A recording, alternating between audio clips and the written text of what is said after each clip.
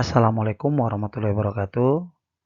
Ya, kita pertemuan kali ini masih tetap membahas tentang statistika, yaitu penyajian data yang bagian kedua. Misalkan ada data nih, ada 50 siswa, perhatikan hasil ulangan matematika dari 50 siswa berikut.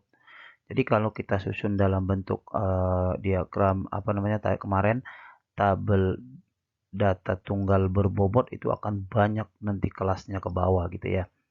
Jadi kita buat tabel distribusi frekuensi atau data kelompok. Yang pertama kita cari dulu nilai maksimumnya berapa. Nah, jadi dari nilai maksimum di sini kita cari mana yang paling gede. Yang paling gede itu ada di sini, ada di 79.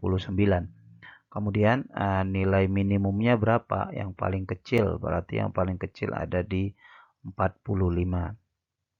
Nah, setelah dapat maksimum dan minimumnya itu,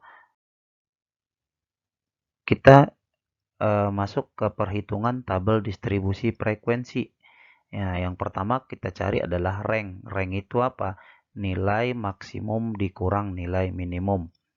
Di mana nilai maksimumnya tadi adalah 79, kemudian nilai minimumnya adalah 45.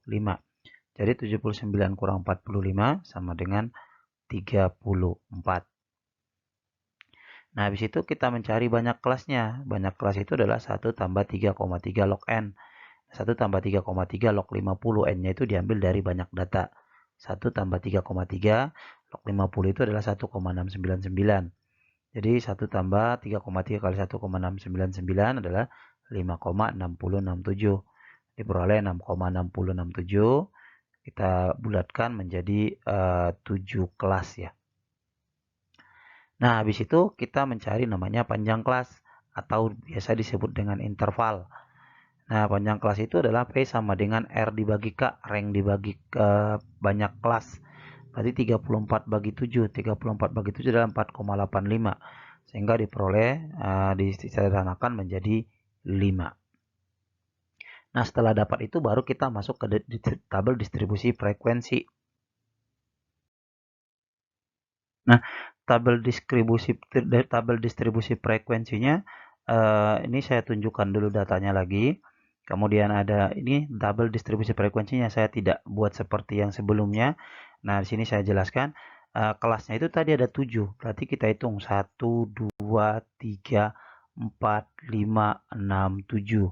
Jadi ini semua adalah banyak kelasnya. Banyak kelasnya itu adalah 7. Kemudian intervalnya benar gak 5? Interval itu dari 45 ke 49 berapa, 50 ke 54 berapa, dan seterusnya 75 sampai 79 berapa. Nah, sehingga itu disebut dengan interval.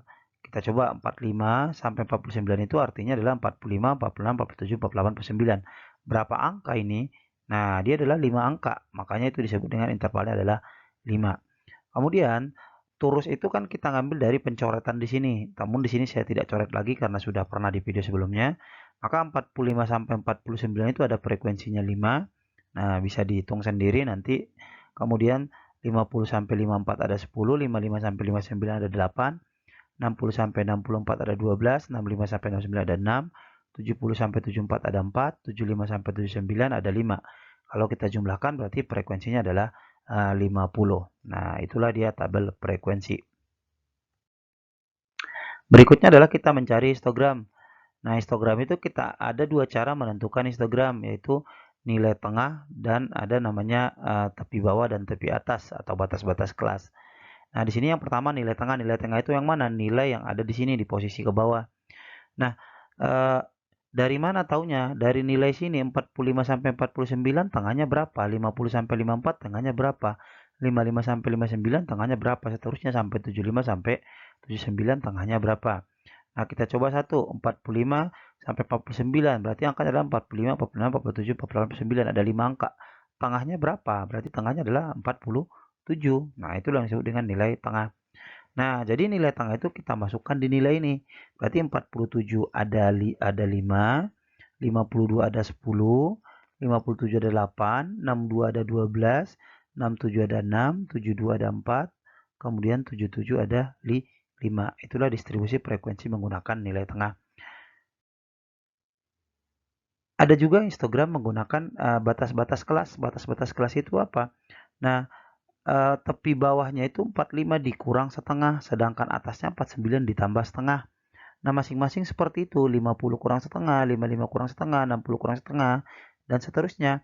Kemudian di sini atasnya semua ditambah setengah, maka diperoleh 44,5 sampai dengan 49,5, 49,5 sampai dengan 55,5. Nah, ini kan sama, makanya diagram histogram itu adalah menyatu gitu loh. Nah, jadi di sini 44,5 sampai 49,5 ada 5, 49,5 sampai 54,5 ada 10, dan seterusnya sampai 74,5 sampai 79,5 ada 5 juga.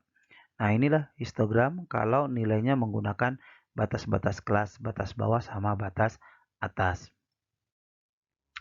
Kemudian kita menggambar poligon. Poligon itu biasanya dipakai adalah nilai tengahnya. Nilai tengahnya itu adalah 47 berarti ada di 5, 52 ada di 10, 57 ada di 8, kita bikin titik atau bulatan agak gede. 62 ada di 12, 67 ada di 6, 72 ada di 4, 77 ada di 5. Kemudian titik ini kita gabungkan menjadi sebuah garis. Inilah yang disebut dengan poligon. Ogib. Nah, ogib itu kan ada dua, ogib positif dan ogib negatif. Nah, di sini semuanya harusnya dua karena perhitungannya saya buat sekaligus di sini, di mana frekuensi kumulatif kurang dari itu ada pada ogib positif, frekuensi kumulatif lebih dari ada pada ogib negatif. Nah, kumulatif lebih kurang dari itu kan mulai dari awal, dari 5. Nah, ditambah 10 berarti 15, 15 ditambah 8 berarti dia 23, 23 ditambah 12 berarti 25, 35 tambah 6 berarti 41, 41 tambah 4 berarti 45, 45 tambah 5 sama dengan 50. Nah, kalau lebih dari berarti mulai dari 50. 50 dikurang 5, 45, 45 dikurang 10, 35, 35 dikurang 8, 27, 27 kurang 12, 15, 15 kurang 6, 9, 9 kurang 4, 5. Nah, dari sinilah kita menggambar ogibnya. Nah, di sini yang berarti yang kita pakai di sini adalah FK kurang dari. Nah, ini di ogibnya, di mana di 47 ada 5, kemudian di 52 ada 15, kemudian 57 ada 23, 62 ada 35, 67 ada 41, 72 45, 77 ada 50. Bulatannya kita buat, kemudian kita hubungkan menjadi sebuah garis.